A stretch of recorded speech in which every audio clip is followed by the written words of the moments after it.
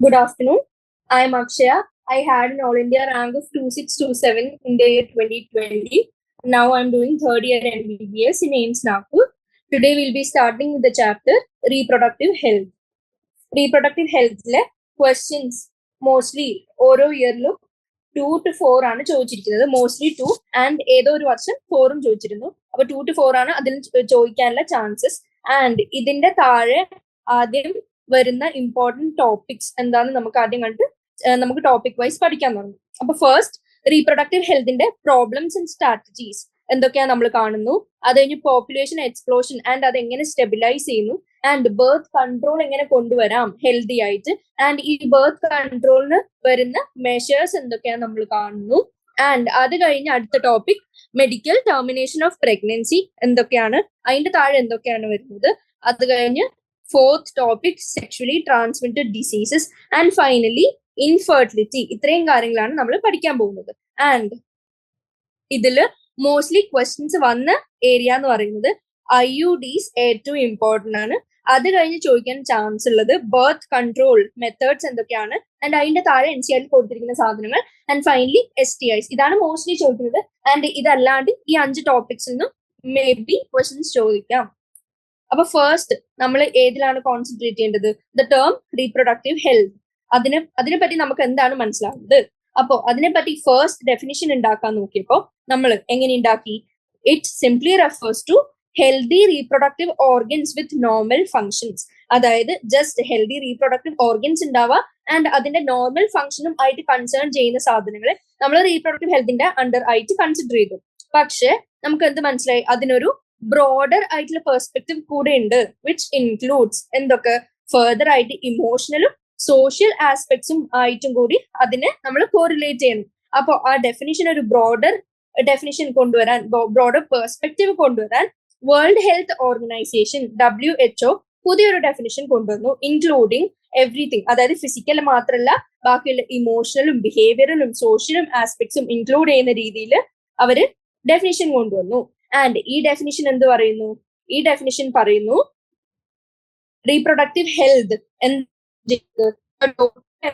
in all aspects of reproduction, that is physical, emotional, behavioral and social. ഇത്രയും aspects include ചെയ്യുന്നതാണ് actually reproductive health.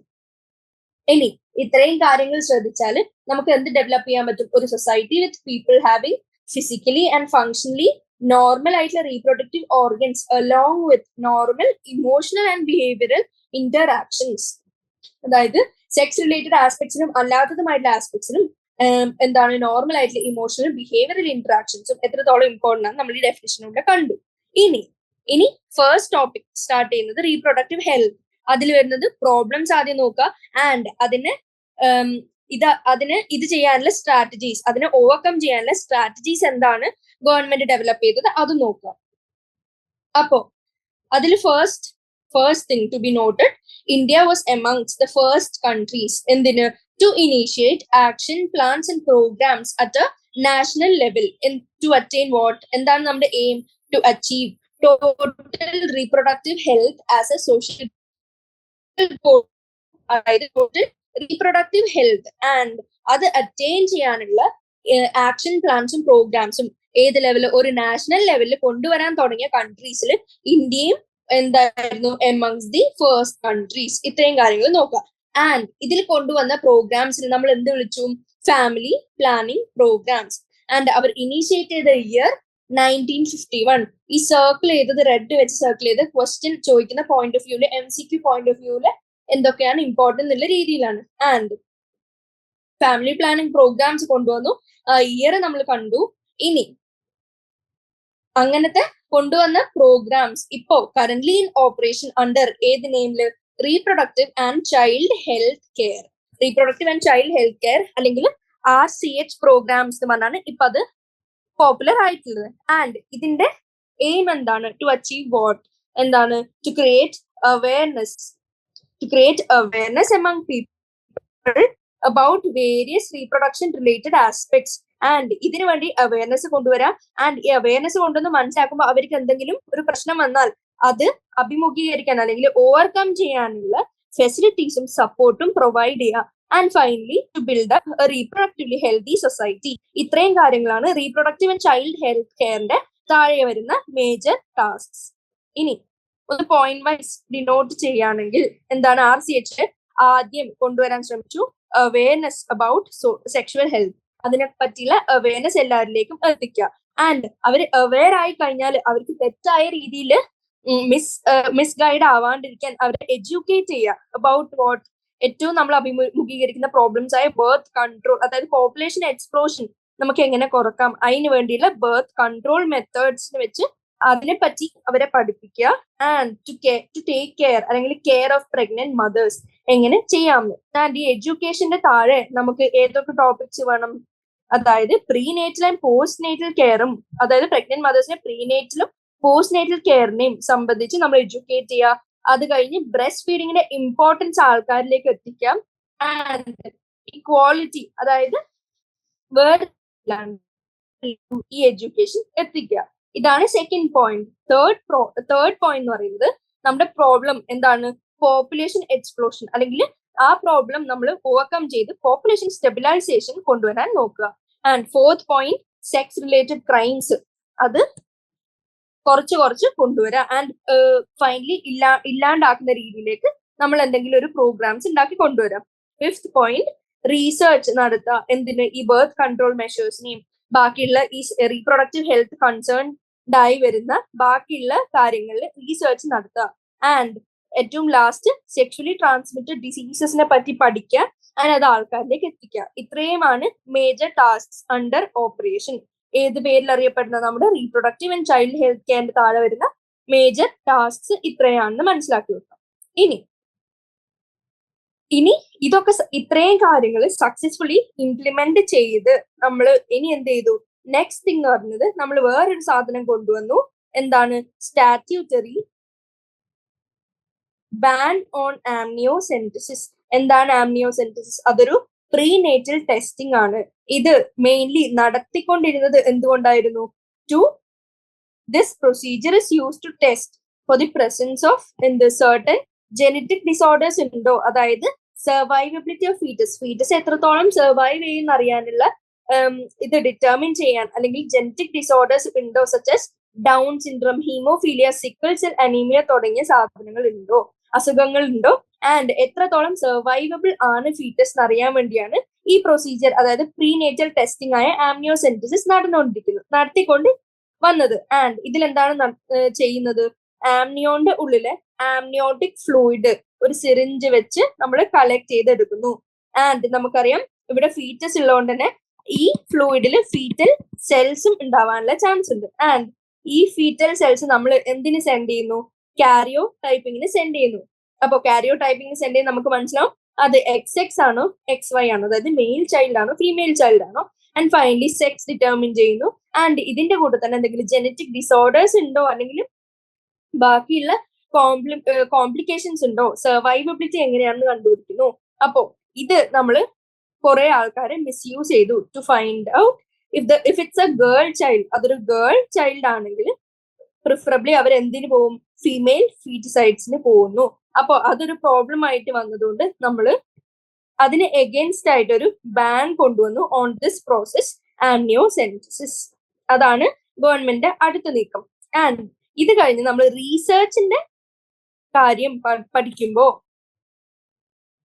റീസെർച്ചിൽ എന്താണ്, അതില് മുമ്പ് ചോദിച്ച പ്രീവിയസ് ഇയർ ക്വസ്റ്റ്യൻ ആണ് സഹേലി എന്താണെന്ന് അറിഞ്ഞിരിക്കുക. First, it's A new oral contraceptive. Oral ആയിട്ടുള്ള ഒരു കോൺട്രസെപ്റ്റീവ് ആണ് ഫോർ ഫീമെയിൽസ്. ആൻഡ് അത് ഡെവലപ്പ് ചെയ്ത ആരാണെന്നാണ് നെക്സ്റ്റ് ക്വസ്റ്റ്യൻ. ഡെവലപ്പ് ചെയ്തത് സയന്റിസ്റ്റ് അറ്റ് CDRI, അതായത് ലക്നൌവിലെ സെൻട്രൽ ഡ്രഗ് റിസർച്ച് ഇൻസ്റ്റിറ്റ്യൂട്ട് കൊണ്ടുവന്ന ഒരു ഓറൽ കോൺട്രസെപ്റ്റീവ് ആണ് four the females, mainly Saheli. അപ്പോ ഇതിന് അറൌണ്ട് ഏത് MCQ ചോദിച്ചാലും പറയാൻ അറിഞ്ഞിരിക്കണം. ഇനി ഇത്രയും അറിഞ്ഞു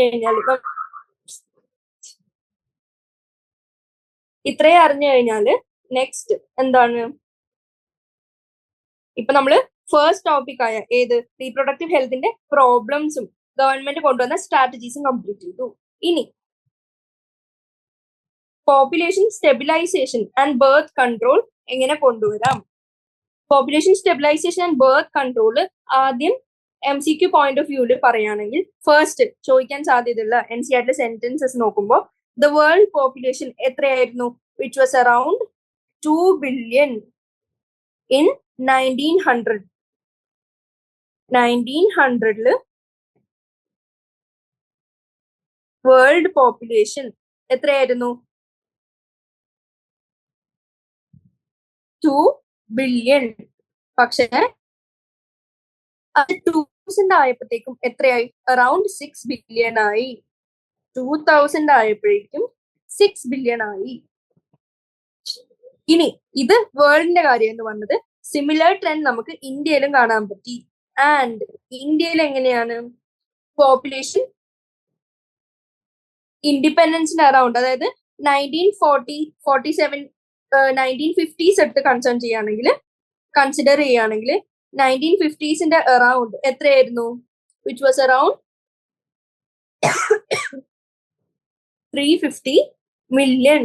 ഇന്ത്യയിൽ നോക്കുകയാണെങ്കിൽ ഇൻഡിപെൻഡൻസിന്റെ അറൌണ്ട് നമുക്ക് 350 million ആയിരുന്നു പോപ്പുലേഷൻ. ആൻഡ് ഇത് എത്ര വരെ റീച്ച് ചെയ്തു? ടു ദ ബില്യൺ മാർക്കിലെത്തി by 2000. And finally it crossed 1.2 billion in May 2011. Sorry 2011 crossed 1.2 billion. ഈ സ്റ്റാറ്റിസ്റ്റിക്സ് കണക്ക് അറിഞ്ഞിരിക്കുക, കാരണം MCQ ചോദിച്ചാൽ പറയേണ്ടി വരും. ഇനി ഇതാണ് നമ്മുടെ ആദ്യത്തെ ഫൈൻഡിങ്, അല്ലെങ്കിൽ MCQ റിലേറ്റഡ് ആയിട്ടുള്ള ഇമ്പോർട്ടൻറ്റ് സാധനങ്ങൾ. ഇനി വേറെ എന്തും കൂടി ഒബ്സർവ് ചെയ്തു? Rapid decline in death rate, maternal mortality rate and infant mortality rate. Death റേറ്റിലും മെറ്റേണൽ മോർട്ടാലിറ്റി റേറ്റിലും ഇൻഫന്റ് മോർട്ടാലിറ്റി റേറ്റിലും ഉള്ളൊരു rapid decline along with increase in number of people in reproducible age. ഇത്രയും കാര്യങ്ങൾ വന്നപ്പോ ഇത്രയുമാണ് നമുക്ക് റീസൺസ് മനസ്സിലായി എന്തിന് ഇത്രയും പോപ്പുലേഷൻ എക്സ്പ്ലോഷന് കാരണക്കാരായിട്ട് വരുന്നത്. ഇനി നമ്മുടെ reproductive child health care RCH പ്രോഗ്രാമിൽ നമുക്ക് എന്താണ് അടുത്ത എയിം? പോപ്പുലേഷൻ ഗ്രോത്ത് റേറ്റ് അല്ലെങ്കിൽ ഈ എക്സ്പ്ലോഷന്റെ ഇത് താഴെ കൊണ്ടുവരാം. പക്ഷേ സ്റ്റിൽ നമ്മൾ നോക്കിയപ്പോ ഇതിന് കാര്യമായിട്ടുള്ള ഒരു ഡിക്രീസ് നമുക്ക് കൊണ്ടുവരാൻ പറ്റിയില്ല. ആൻഡ് 2011 സെൻസസ് റിപ്പോർട്ട് അനുസരിച്ച് പോപ്പുലേഷൻ ഗ്രോത്ത് എത്രയായിരുന്നു കണ്ടത്? Was less than 2%. അതായത് 20,000 people 20 per year. ആ റേറ്റ് വെച്ച് ആർ പോപ്പുലേഷൻ എന്തിന് സാധിക്കും? It could increase rapidly. അത്രയും അലാമിംഗ് ആയിട്ടുള്ള ഗ്രോത്ത് റേറ്റ് എന്തിനാണ്? നമ്മുടെ ബേസിക് റിക്വയർമെന്റ്സിന് പോലുള്ള സ്കേർസിറ്റിക്ക് ലീഡ് ചെയ്യും. അതായത് ഫുഡ്, ഷെൽട്ടർ, ക്ലോത്തിങ്, ഇത്രയും കാര്യങ്ങളിൽ ഇത്രയും പോപ്പുലേഷൻ കൂടുമ്പോൾ നമുക്ക് എന്താവും? കോമ്പറ്റീഷൻ വരും. ആൻഡ് ഫൈനലി നമുക്ക് ആബ്സല്യൂട്ട് സ്കേർസിറ്റി വരുന്ന അവർക്ക് മനസ്സിലായി. അതുകൊണ്ട് ഗവൺമെന്റിന് വേറെ ചില മെത്തേഡ്സ് അല്ലെങ്കിൽ മെഷേഴ്സും കൂടി ടേക്ക് അപ്പോൺ ചെയ്യേണ്ടി വന്നു ടു ചെക്ക് അല്ലെങ്കിൽ decrease this population growth rate. അതിനെ പറ്റിയാണ് നമ്മൾ അടുത്തത് പഠിക്കാൻ പോകുന്നത്. ഇൻട്രൊഡക്ഷന് നമ്മൾ എന്ത് പറഞ്ഞു? നമ്മള് ഈ റീപ്രൊഡക്റ്റീവ് ഹെൽത്തിനെ കുറിച്ചുള്ള അവയർനെസ്സും പ്രോഗ്രാംസും കൊണ്ടുവന്നതിനോടുകൂടി ഇത്രയൊക്കെ കൊണ്ടുവന്നെങ്കിലും നമുക്ക് ഒരു വലിയ കാര്യത്തിലുള്ള ഡിക്രീസ് കൊണ്ടുവരാൻ പറ്റിയില്ല. കാരണം എന്താണ്? Rapid decline in death rate, maternal mortality rate and infant mortality rate അത് കുറഞ്ഞു. ആൻഡ് റീപ്രൊഡ്യൂസിബിൾ ഏജിലുള്ള ആൾക്കാരുടെ എണ്ണവും കൂടിയതുകൊണ്ട് നമുക്കൊരു കാര്യമായിട്ടുള്ള നോട്ടബിൾ ഡിക്രീസ് കൊണ്ടുവരാൻ പറ്റില്ല പോപ്പുലേഷൻ ഗ്രോത്തിൽ.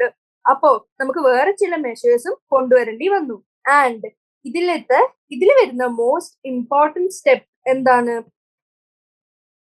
കോൺട്രസെപ്റ്റീവ് മെത്തേഡ്സ് കൊണ്ടുവരാ. അതായത് എല്ലാ ഫാമിലീസിലും കോൺട്രസെപ്റ്റീവ് മെത്തേഡ്സ് കൊണ്ടുവന്ന് പോപ്പുലേഷൻ കുറച്ചു വരാൻ നോക്കുക. ഇതിനു വേണ്ടി ആദ്യം ചെയ്തത് statutory raising of marriageable age of the female to 18 years and that of males to 21 years.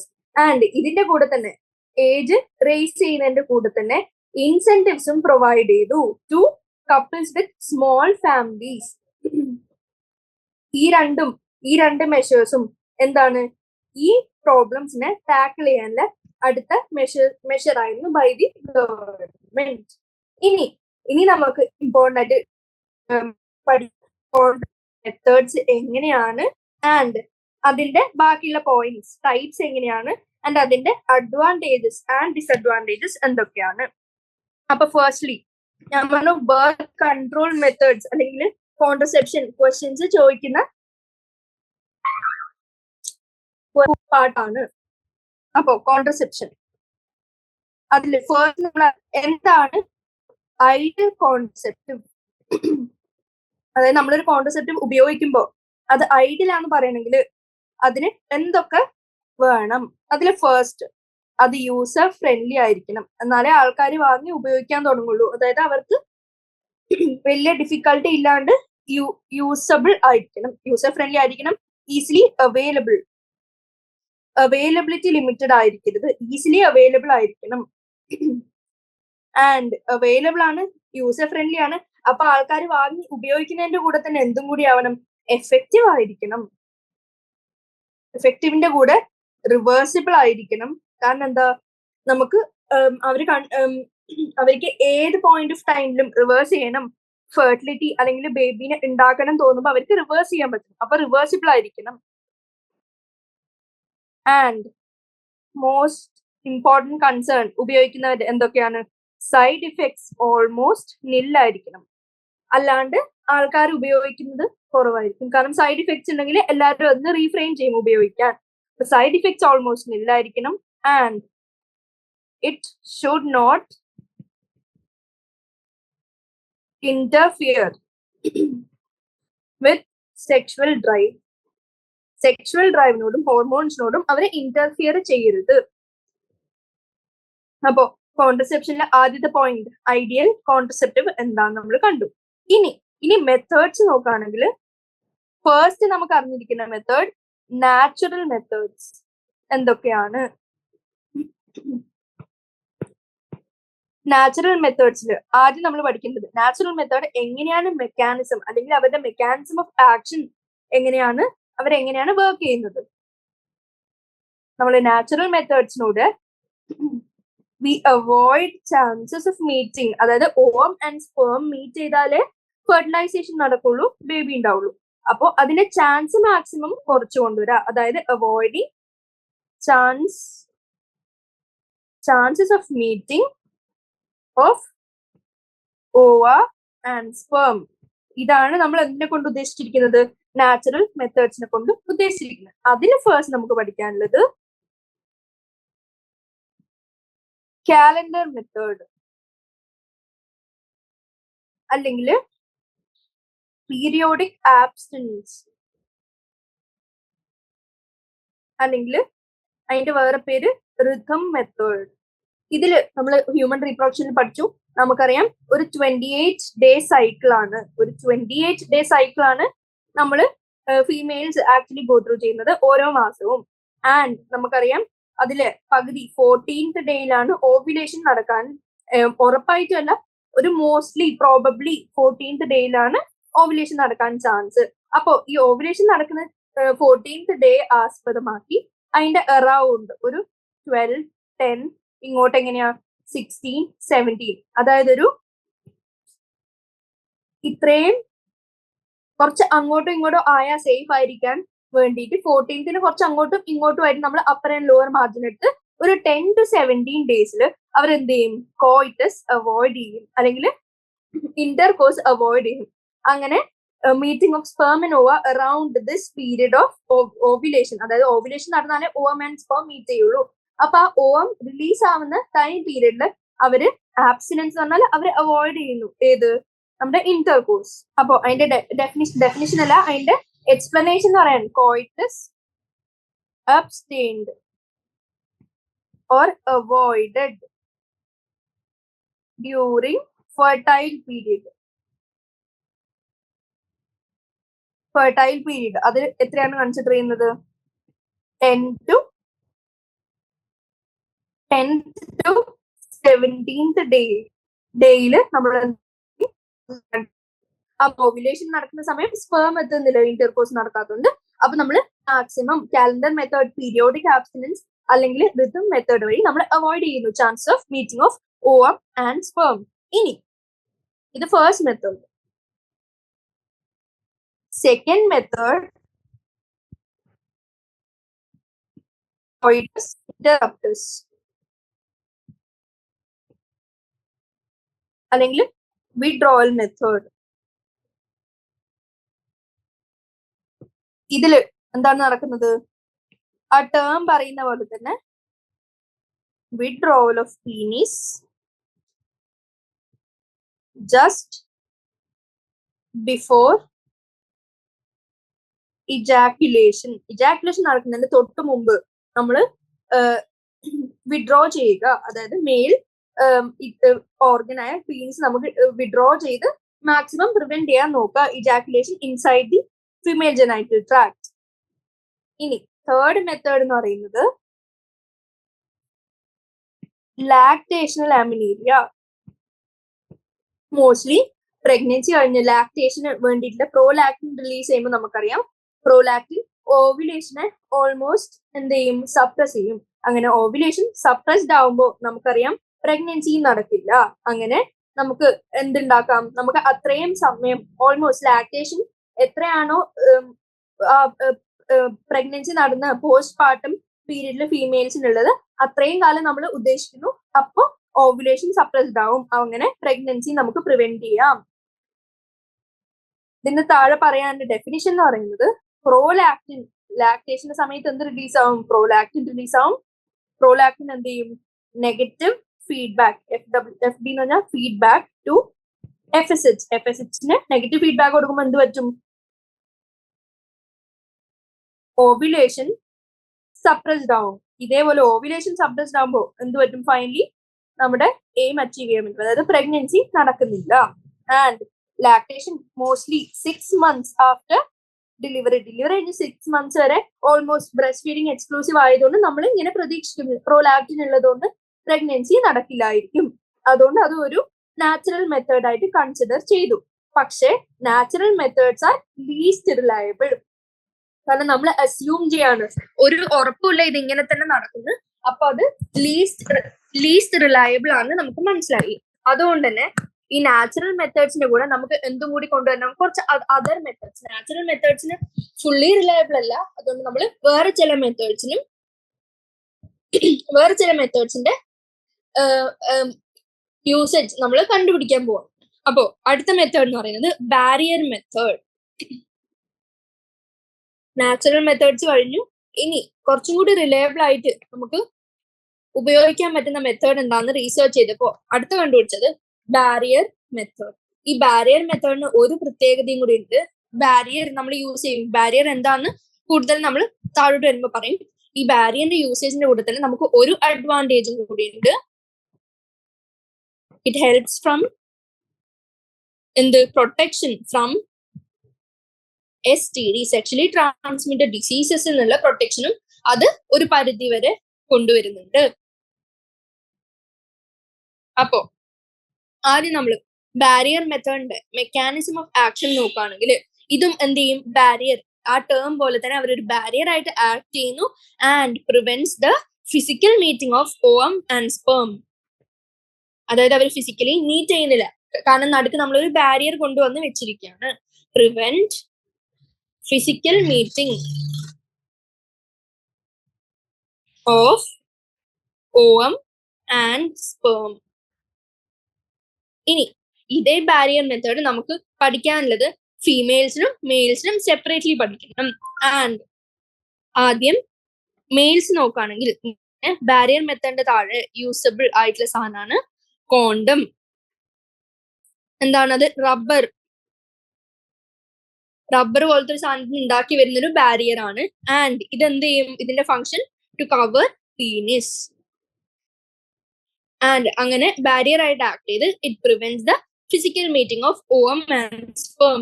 ഇതേപോലെ ഫീമെയിൽസിൽ കൊണ്ടുവന്നു. ഫീമെയിൽ മെയിലിനെ പോലെ തന്നെ, പക്ഷെ ഫീമെയിൽസിന്റെ ബോഡിയിൽ covers vagina and cervix. And അതിന് എക്സാമ്പിൾ ആയിട്ട് NCERT കൊടുത്തിരിക്കുന്നത് ഡയഫ്രം, വോൾട്ട്, സെർവൈക്കൽ ക്യാപ്സ്. ഈ എക്സാമ്പിൾസ് ഇമ്പോർട്ടന്റ് ആണ്. ആൻഡ് എക്സാമ്പിൾസ് പഠിക്കുന്നതിന്റെ കൂടെ തന്നെ ഈ എക്സാമ്പിൾസ് വരുന്നത് ഏതിന്റെ താഴെയാണെന്നും കൂടി അറിഞ്ഞിരിക്കണം, ഏത് മെത്തേഡിന്റെ താഴെയാണെന്നും കൂടി അറിഞ്ഞിരിക്കണം. ഇതേപോലെ മെയിൽസിന് ഒരു എക്സാമ്പിൾ നിരോധ് എന്ന് പറഞ്ഞൊരു ബ്രാൻഡ് കൊണ്ടുവന്ന കോണ്ടം. ഇനി അടുത്ത പോയിന്റ് എന്താന്ന് വെച്ചാൽ ഈ ബാരിയർ മെത്തേഡിൽ ഉപയോഗിക്കുന്ന കോണ്ടംസ് ആയാലും ഫീമെയിൽ കോണ്ടംസ് ആയാലും അതെന്താണ്, ഡിസ്പോസിബിൾ ആണ്. ഇന്റർകോഴ്സ് കഴിഞ്ഞ് കഴിഞ്ഞാൽ നമ്മൾ ഡിസ്പോസ് ചെയ്യണം. ആൻഡ് എഗെയിൻ ഈ ഡിസ്പോസിബിൾ ആയ ബാരിയർ മെത്തേഡ്സിന്റെ എഫിഷ്യൻസി കൂട്ടാൻ നമുക്ക് എന്തും കൂടി ഉപയോഗിക്കാം, കുറച്ച് സ്പെർമിസൈഡൽ ക്രീംസ് അല്ലെങ്കിൽ ജെല്ലീസ്, ഫോം, ഇത്രയും കാര്യങ്ങൾ ഉപയോഗിക്കാം അലോങ് വിത്ത് ദം. അതായത് ഈ കോണ്ടംസ് അല്ലെങ്കിൽ ഫീമെയിൽ കോണ്ടംസ് യൂസ് ചെയ്യുന്നതിന്റെ കൂടെ തന്നെ സ്പെർമിസൈഡൽ ക്രീംസ്, ജെല്ലീസ് അല്ലെങ്കിൽ ഫോം കൂടി യൂസ് ചെയ്ത് കഴിഞ്ഞാൽ അതിന്റെ എഫിഷ്യൻസി നമുക്ക് മാക്സിമം കൂട്ടാൻ സാധിക്കും. ഇത്രയാണ് ബാരിയർ മെത്തേഡിന്റെ താഴെ നമ്മൾ പഠിച്ചത്. അപ്പൊ ആദ്യം നമ്മൾ നാച്ചുറൽ മെത്തേഡ്സ് കണ്ടു, അതിന് താഴെ വരുന്ന 3 മെത്തേഡ്സ് പിന്നെയും കണ്ടു. അത് കഴിഞ്ഞ് നമ്മൾ ബാരിയർ മെത്തേഡ് കണ്ടു, അതിന്റെ എക്സാമ്പിൾസ് കണ്ടു. ഇനി നെക്സ്റ്റ് വരുന്നത് ഇൻട്രായൂട്രൈൻ ഡിവൈസസ് അല്ലെങ്കിൽ ഇൻട്രായൂട്രൈൻ കോൺട്രസെപ്റ്റീവ് ഡിവൈസസ്. ഇതിന്റെ ഫുൾ ഫോം അറിഞ്ഞിരിക്കുക. ഇൻട്രായൂട്രൈൻ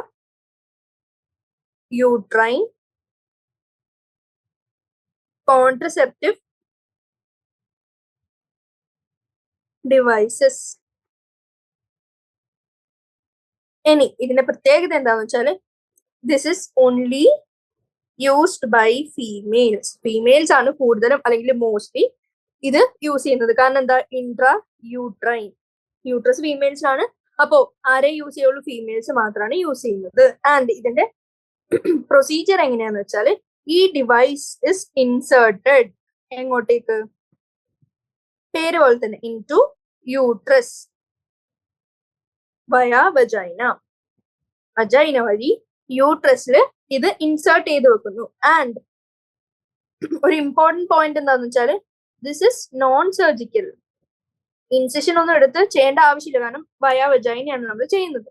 ആൻഡ് ഇതിന്റെ മെക്കാനിസം ഓഫ് ആക്ഷൻ ചോദിച്ചു കഴിഞ്ഞാല് ഇതെന്ത് ചെയ്യുന്നു, ഈ ഇങ്ങനെയുള്ളൊരു ഡിവൈസ് നമ്മൾ ഇൻസേർട്ട് ചെയ്ത് വെക്കുന്നു യൂട്രസിൽ. ആൻഡ് അതെന്ത് ചെയ്യുന്നു, ഫാഗോസൈറ്റോസിസ് ഓഫ് സ്പേംസ്. യൂട്രസിലെ സ്പേം എത്തുമ്പോൾ അവര് ഫാഗോസൈറ്റോസിസ് ചെയ്യുന്നു. ആൻഡ് അങ്ങനെ സ്പേമിനെ കൊല്ലുന്നു അല്ലെങ്കിൽ നശിപ്പിക്കുന്നു. അതുകൊണ്ട് തന്നെ ഇതെന്തായി, most accepted and very widely used for what, for spacing between children. അതായത് ഒരു കുട്ടി ഉണ്ടായ അടുത്ത കുട്ടി ഉണ്ടാവുന്നവരെ കുറച്ചൊരു ഏജ് ഗ്യാപ്പ് ഉണ്ടാക്കണമെങ്കിൽ എന്ത് ചെയ്യുന്നു, നമ്മൾ ഒരു പ്രഗ്നൻസി കഴിയുമ്പോൾ തന്നെ ഡോക്ടർ കൊണ്ട് നമ്മൾ ഇത് ഇൻസേർട്ട് ചെയ്യുന്നു റൈറ്റ് ആഫ്റ്റർ പ്രഗ്നൻസി. ആൻഡ് നമുക്ക് ആവശ്യം വരുമ്പോൾ അത് റിമൂവ് ചെയ്യുന്നു. അങ്ങനെ ഇത് മോസ്റ്റ് അക്സെപ്റ്റഡ് മെത്തേഡ് ആയി.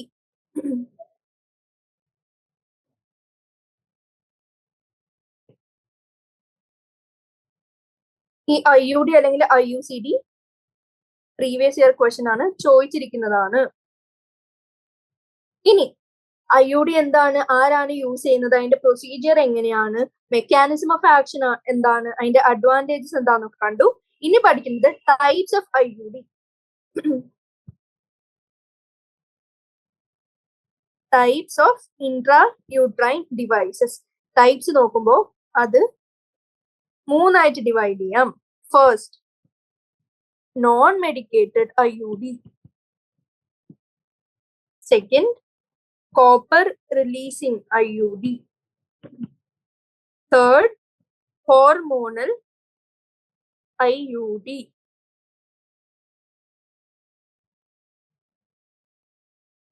നോൺ മെഡിക്കേറ്റഡ് എന്ന് വെച്ചാൽ അത് എക്സ്ട്രാ ഒന്നുമില്ല, ടു കിൽ സ്പേമിനെ കിൽ ചെയ്യാൻ എക്സ്ട്രാ ആയിട്ടൊന്നുമില്ല, ഇത് മെഡിക്കേഷൻസ് ഒന്നുമില്ല. And it is biologically inert. അത് ബയോളജിക്കലി ഇനേർട്ട് ആയി നോൺ മെഡിക്കേറ്റഡ് ടൈപ്പ് ആണ് ഫസ്റ്റ് ടൈപ്പ്. അതിന്റെ examples are very important. Lippes loop. Lippes loop comes under non medicated IUD. ഇനി next thing, copper releasing IUD. അപ്പൊ നമ്മൾ വിചാരിക്കും ഈ കോപ്പർ റിലീസ് ചെയ്ത് അതെന്താണ് ഫങ്ഷൻ ഓഫ് കോപ്പർ. നമുക്കറിയാം യൂട്രസിൽ നമ്മൾ ഈ IUD പ്ലേസ് ചെയ്യുന്നു, ഈ ഡിവൈസ് പ്ലേസ് ചെയ്യുന്നു. ആൻഡ് ഈ ഡിവൈസിന്റെ പ്രത്യേകത എന്താ? അത് കോപ്പർ റിലീസിങ് ആണ്. കോപ്പർ റിലീസ് ചെയ്യും.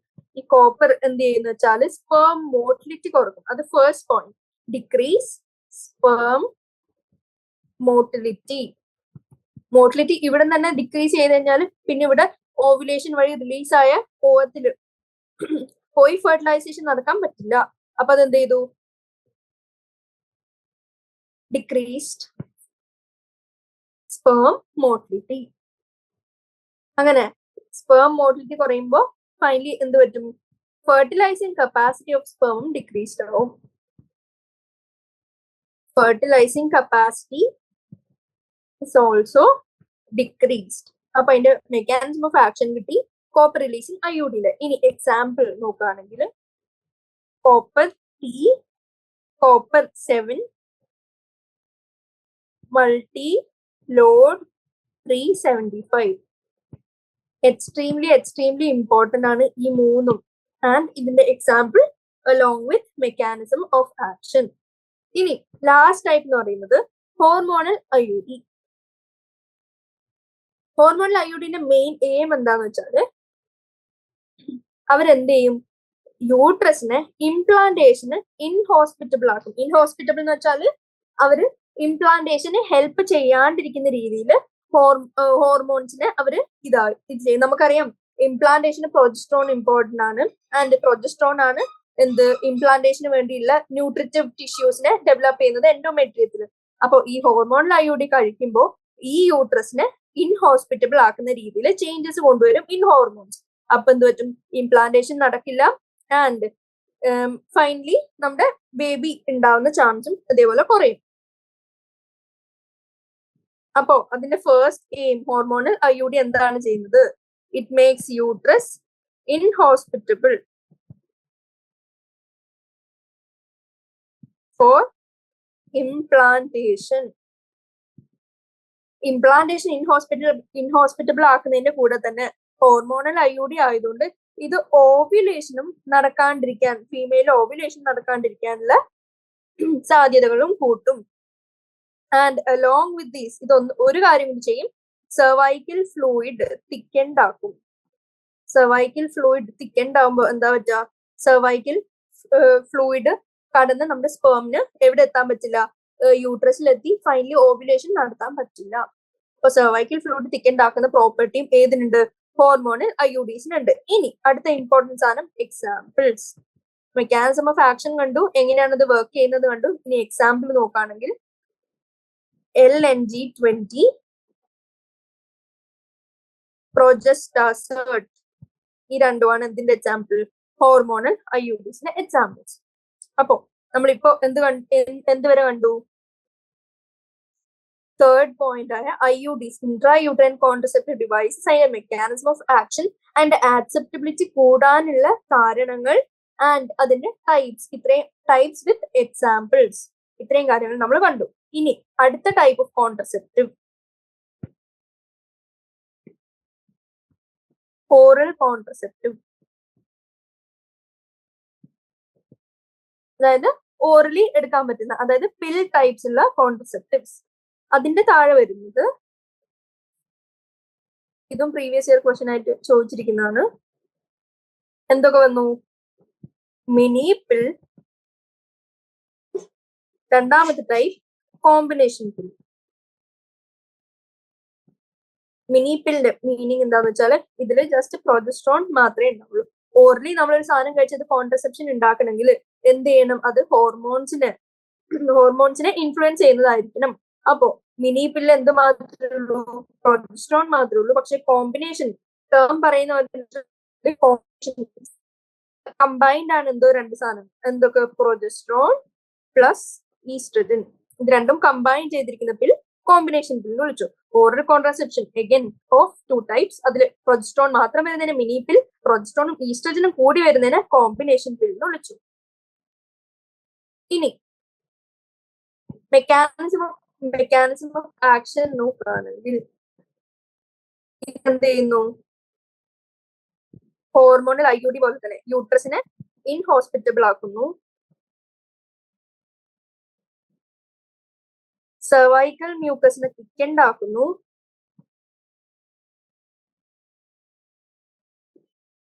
ഓവുലേഷനെ പ്രിവെന്റ് ചെയ്യുന്നു.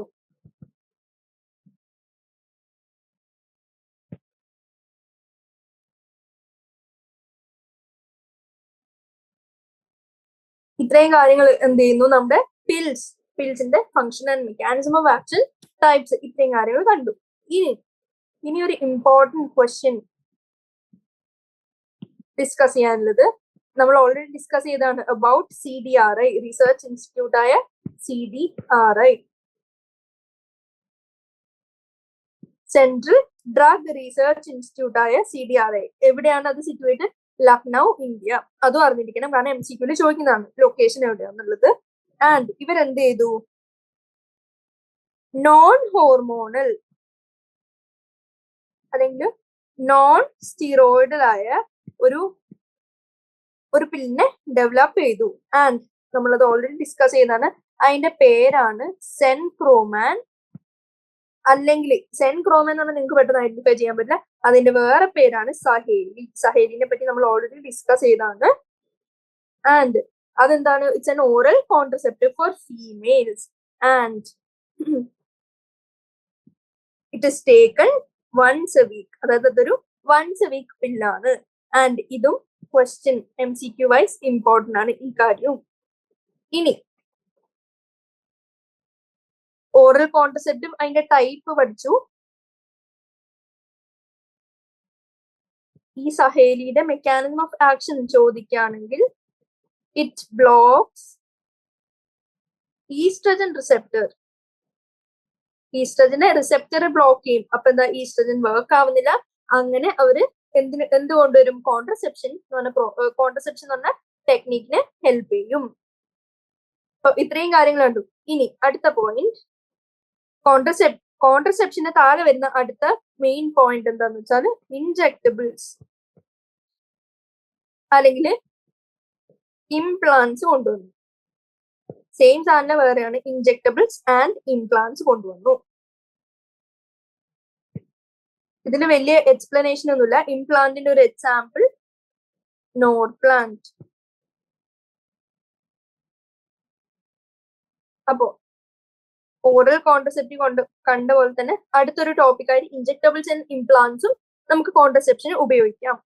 ഇനി എമർജൻസി കോൺട്രസെപ്റ്റീവ്. എന്താണ് എമർജൻസി കോൺട്രസെപ്റ്റീവ് ആൻഡ് അത് നമ്മൾ എന്തിനാണ് യൂസ് ചെയ്യുന്നത്?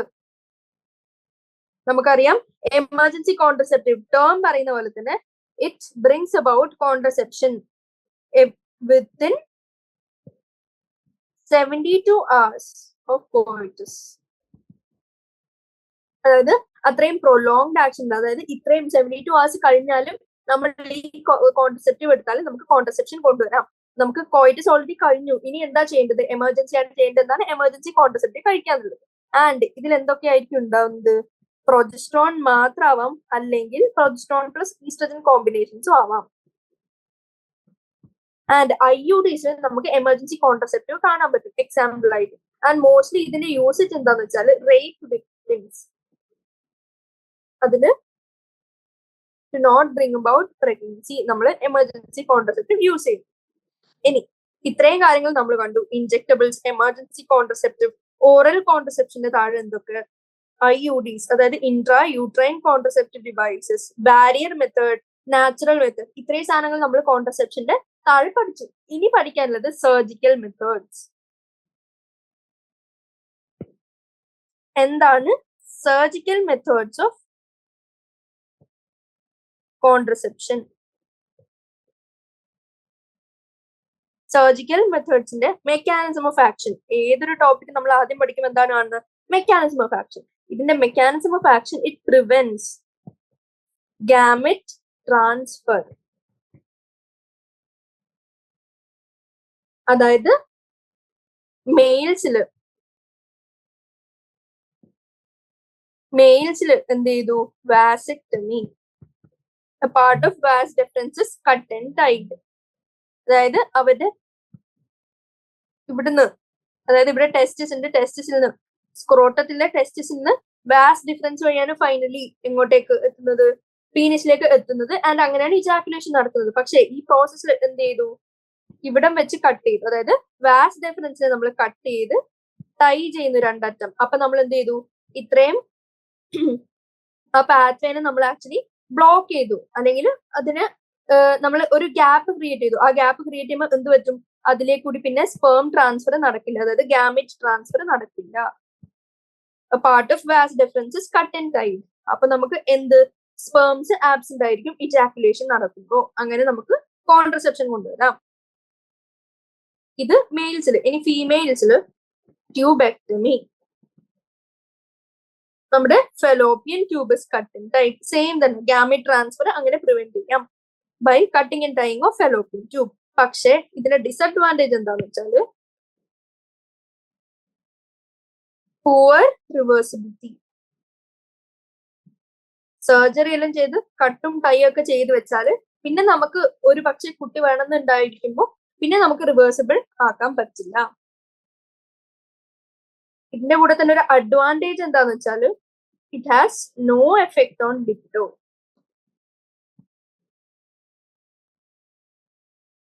സെക്ഷൽ ആക്ടിവിറ്റിയിൽ പ്രത്യേകിച്ച് എഫക്റ്റ് ഒന്നും ഉണ്ടാവില്ല, പക്ഷെ അത് പുവർലി റിവേഴ്സിബിൾ ആണ്. അപ്പൊ ഇത്രയും കാര്യങ്ങളാണ് ഏതിന്റെ താഴെ നമുക്ക് പഠിക്കാനുള്ളത്? കോൺട്രസെപ്ഷന്റെ താഴെ പഠിക്കാനുള്ളത്. ഒന്നും കൂടി സമ്മറൈസ് ചെയ്യുകയാണെങ്കിൽ, what is an ideal contraceptive, അതിന്റെ ഫീച്ചേഴ്സ് നമ്മൾ കണ്ടു. ഇത് കഴിഞ്ഞ് നാച്ചുറൽ മെത്തേഡ്സിന്റെ താഴെ calendar method, coitus interruptus and lactation amenorrhoea കണ്ടു. അത് കഴിഞ്ഞ് ബാരിയർ മെത്തേഡ്. ബാരിയർ മെത്തേഡിന് ഒരു അഡീഷണൽ ഗുണം കൂടിയുണ്ട്. എന്ത്? It protects from STDs. Barrier method കണ്ടു, മെയിൽസിനും ഫീമെയിൽസിനും സെപ്പറേറ്റ്ലി. അതിന്റെ മെക്കാനിസം ഓഫ് ആക്ഷൻ കണ്ടു. അത് കഴിഞ്ഞ് ഇൻട്രാ യൂട്രൈൻ കോൺട്രസെപ്റ്റീവ് ഡിവൈസസ് കണ്ടു. അത് മോസ്റ്റ്ലി അക്സെപ്റ്റഡ് ആണെന്ന് കണ്ടു. അതിന്റെ ടൈപ്സും എക്സാമ്പിൾസും കണ്ടു. അത് കഴിഞ്ഞ് നമ്മൾ ഓറൽ കോൺട്രസെപ്ഷനിലേക്ക് കണ്ടു. ആൻഡ് അതിൽ എങ്ങനെയൊക്കെയാണ് എക്സാമ്പിൾസ്, മെക്കാനിസം ഓഫ് ആക്ഷൻ ഒക്കെ കണ്ടു. അത് കഴിഞ്ഞൊരു ബ്രീഫ്ലി ഇൻജെക്ടബിൾസ് അല്ലെങ്കിൽ ഇംപ്ലാന്റ്സ് എന്ത് ചെയ്യാൻ പറ്റും? അവർ നമ്മുടെ സ്കിന്നിനെ താഴെ ഇംപ്ലാന്റ് ചെയ്യും ചില ഡിവൈസസ്. ആൻഡ് ഇതെന്ത് ചെയ്യും?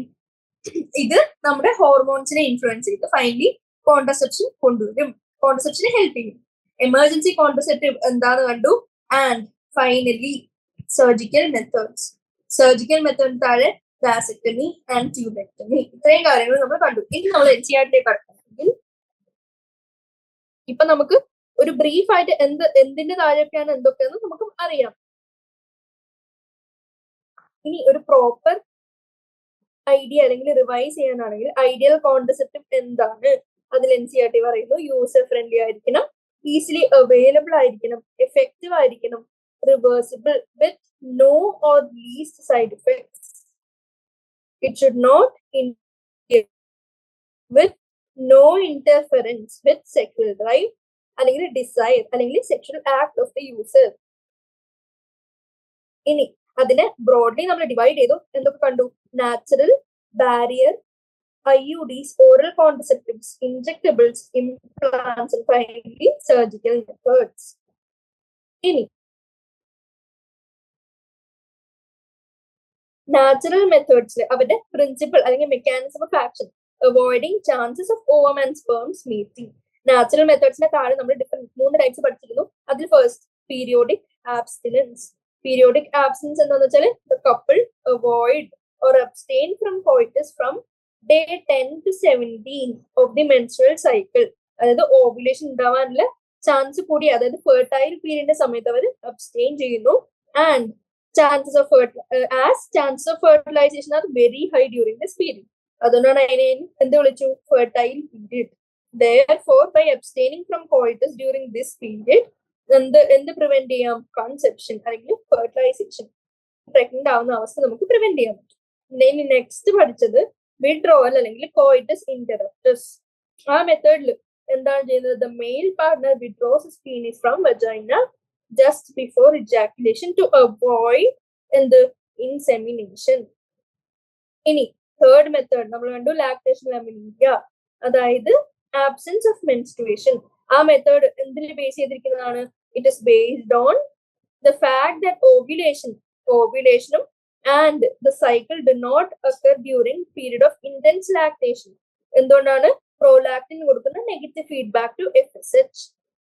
ഇപ്പൊ പാസ്ചറേഷൻ കഴിഞ്ഞ സമയത്ത് ബ്രസ്റ്റ് ഫീഡിങ് ചെയ്യുന്ന ഇന്റൻസ് ലാക്ടേഷന്റെ സമയത്ത് നമ്മൾ എക്സ്പെക്ട് ചെയ്യുന്നു അപ്പോൾ ഓവുലേഷൻ നടക്കില്ല, അങ്ങനെ കൺസെപ്ഷൻ നടക്കാൻ ചാൻസ് ഇല്ല. Therefore, മദർ എത്ര കാലം ബ്രസ്റ്റ് ഫീഡ് ചെയ്യുന്നു ചൈൽഡിനെ ഫുള്ളി ആയിട്ടും അത്രയും കാലം chance of conception are almost നിൽ. പക്ഷെ എന്താണ് പ്രശ്നം? ഞാൻ പറഞ്ഞു ഈ നാച്ചുറൽ മെത്തേഡ്സ് ഒക്കെ പൊതുവെ ലീസ്റ്റ് റിലയബിൾ ആണ്. ലീസ്റ്റ് റിലയബിൾ ആണ്, പക്ഷെ മെഡിസിൻസും ബാക്കിയുള്ള ഡിവൈസസും യൂസ് ചെയ്യാത്ത സൈഡ് ഇഫക്ട്സും ഓൾമോസ്റ്റ് നിൽ ആയിരിക്കും. Chance of failure are also very high. ഇത്രയും കാര്യങ്ങളാണ് നാച്ചുറൽ മെത്തേഡ്സിന് താഴെ പറയാനുള്ളത്. ഇനി ബാരിയർ മെത്തേഡ്. ബാരിയർ മെത്തേഡിൽ എന്താണ് നടക്കുന്നത്? Ovum and sperm physically meet ചെയ്യുന്നില്ല. എന്ത് നമ്മൾ യൂസ് ചെയ്തു? ബാരിയർ യൂസ് ചെയ്തതുകൊണ്ട്. ആൻഡ് അത് മെയിൽസിനും ഉണ്ട് ഫീമെയിൽസിനും ഉണ്ട്. കോണ്ടംസ് എന്നാണ് അതിന് പറയുന്നത്. They are barriers made of thin rubber അല്ലെങ്കിൽ latex sheet.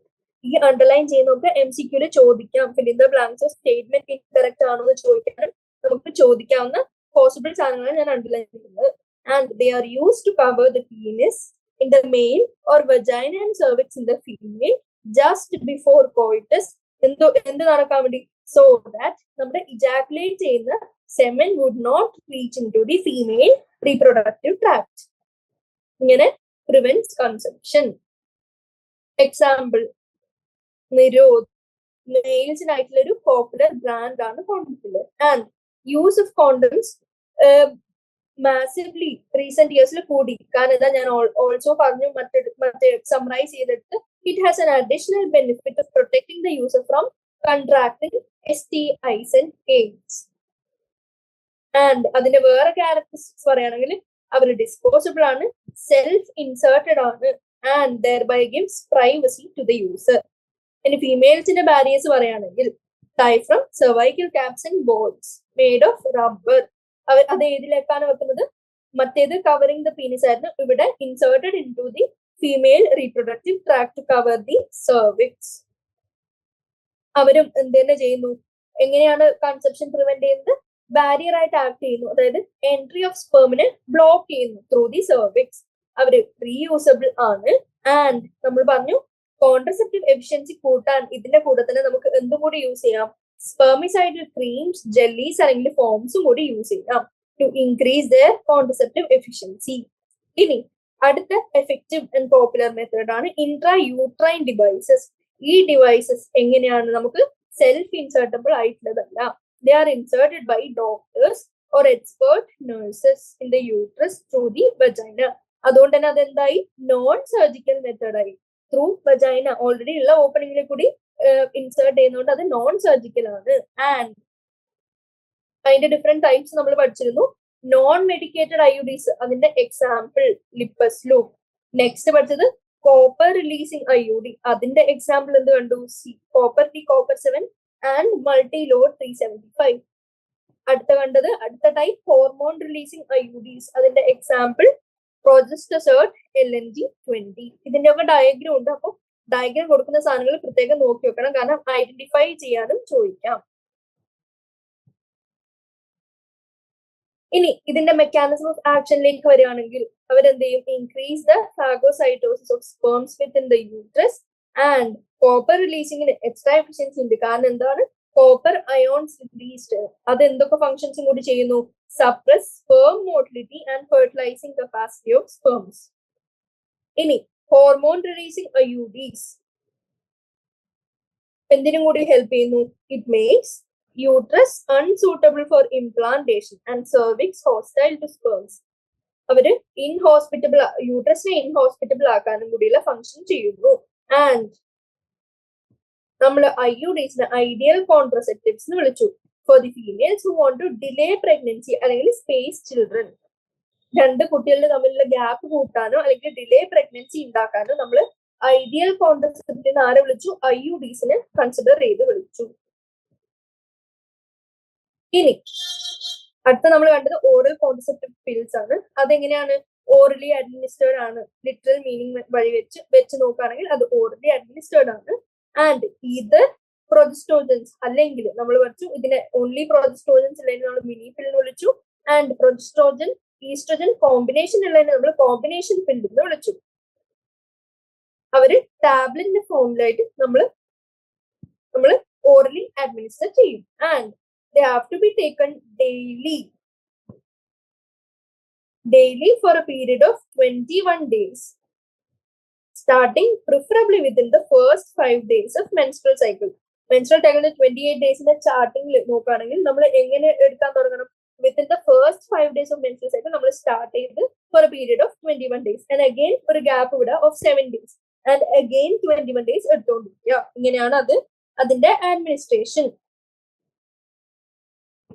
After a gap of 7 days during which menstruation occurs, പിന്നെയും continue ചെയ്യുക. It has to be repeated. അവരുടെ mechanism of action: inhibit ovulation, implantation, and alter the quality of cervical mucus to retard the entry of sperms. ഇതൊക്കെ already പറഞ്ഞാണ്, അതുകൊണ്ടാണ് വായിച്ചു വരുന്നത്. Pills are very effective കാരണം എന്താ? lesser side effects and well accepted by the females. Side effects ഉണ്ടെങ്കിൽ അവരുടെ usage എങ്ങനെയായിരിക്കും? കുറവായിരിക്കും. അതുകൊണ്ട് തന്നെ അവർ എന്തുകൊണ്ടാണ് ഇത്രയും എഫക്റ്റീവും യൂസബിളും ആയത്? അതിന് ലീസ്റ്റ് സൈഡ് എഫക്ട്സേ ഉള്ളൂ. അതുകൊണ്ട് തന്നെ വെൽ ആക്സെപ്റ്റഡ് ആയി. അഗെയിൻ സഹേലിനെ പറ്റി പറയാണ്. സഹേലിന്റെ വേറെ പേരെന്താണ് നമ്മൾ നേരത്തെ ഡിസ്കസ് ചെയ്തത്? സെന്റ്ക്രോമാൻ.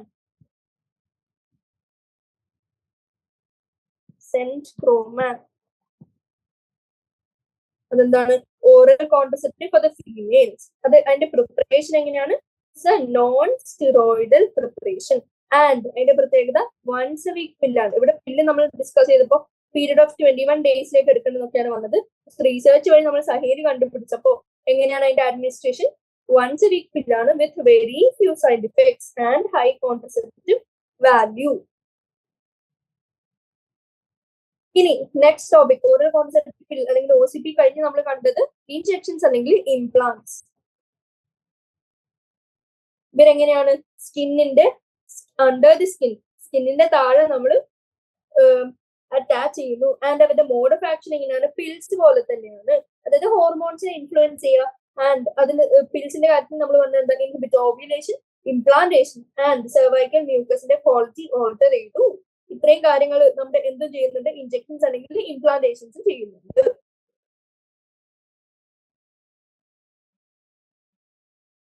ഇനി ഇതേ സാധനങ്ങൾ ഓരോ കോൺട്രസെപ്റ്റീവ് പിൽസ് പോലുള്ള സാധനങ്ങൾ എമർജൻസി ആയിട്ട് നമ്മൾ യൂസ് ചെയ്യുമ്പോൾ അതിന് നമ്മൾ എന്ത് വിളിച്ച? Emergency contraceptives. ആൻഡ് അതെന്തൊക്കെയാണ്? ഒന്നുകിൽ പ്രൊജസ്ട്രോജൻ ആവാം, അല്ലെങ്കിൽ ഇതിന്റെ കോമ്പിനേഷൻസ് ആവാം, അല്ലെങ്കിൽ IUDs ആവാം. ഒരു ക്വസ്റ്റ്യൻ ഇങ്ങനെ ചോദിക്കണം: emergency contraceptive can be option A progestins only, option B progestogen estrogen combinations only, option C പ്രൊജസ്ട്രോജനും അതിന്റെ കോമ്പിനേഷൻസും IUDs ആവാന്ന് കണ്ടാൽ നിങ്ങൾ ഏത് ഓപ്ഷൻ എടുക്കണം? ഈ 3 എണ്ണം ആവാം. ഏത്? Emergency contraceptive. ആൻഡ് അത് 72 hours വരെ നമുക്ക് എടുക്കാം. അവർ എഫിഷ്യന്റ് ആയിരിക്കും.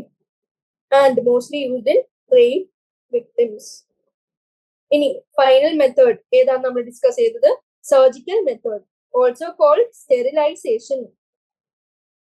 ഇതെന്താണ്? ഒരു ടെർമിനൽ മെത്തേഡ് ആണ്. അതായത് റിവേഴ്സിബിലിറ്റി ഇല്ലാത്തൊരു ഫൈനൽ മെത്തേഡ്. ഇനി തീരെ സാധ്യതയില്ല കൺസെപ്ഷൻ നടക്കാൻ എന്ന് പറയുമ്പോൾ ഉപയോഗിക്കുന്ന മെത്തേഡാണ് surgical method. To prevent any more pregnancies. And ഇവർ എന്താണ് mechanism of action? Blocks gamete transfer അല്ലെങ്കിൽ ട്രാൻസ്പോർട്ട്. മെയിൽസിൽ വാസെക്ടമി കണ്ടു, ഫീമെയിൽ ട്യൂബെക്ടമി കണ്ടു. ആൻഡ് വാസെക്ടമിയിൽ എന്ത് നടക്കുന്നു? Vas deferens removed or tied up through a small incision on the scrotum. Tubectomy, fallopian tube is removed or tied up through a small incision in the abdomen അല്ലെങ്കിൽ vagina. They are highly effective. പക്ഷേ അതിന്റെ പ്രശ്നം എന്താണെന്ന് വെച്ചാൽ reversibility is very poor. അപ്പൊ ഇത്രയും കാര്യങ്ങൾ നമ്മൾ എന്തിന്റെ താഴെ പഠിച്ചു? കോൺട്രസെപ്ഷന്റെ താഴെ പഠിച്ചു. ആൻഡ് ഈ birth control measures extremely important ആണ്. ഏത് പോയിന്റ് ഓഫ് വ്യൂല്? MCQ പോയിന്റ് ഓഫ് വ്യൂല്. And previous year questions mostly ഇവിടുന്ന് ചോദിച്ചിട്ടുണ്ട്. അപ്പോ കോൺട്രസെപ്ഷൻ ഡിസ്കസ് ചെയ്തു. അതിന് മുമ്പ് റീപ്രൊഡക്റ്റീവ് ഹെൽത്തിന്റെ പ്രോബ്ലംസ് ആൻഡ് സ്ട്രാറ്റജീസ് ഗവൺമെന്റ് എന്തൊക്കെയാണ് ഡെവലപ്പ് ചെയ്തത്, ആംനിയോസെന്റസിസിനെ എങ്ങനെയാണ് ബാൻ ചെയ്തത്, ഇത്രയും കാര്യങ്ങൾ നമ്മൾ കണ്ടു. ബാക്കി നെക്സ്റ്റ് പാർട്ടിൽ കണ്ടിന്യൂ ചെയ്യും. Thank you.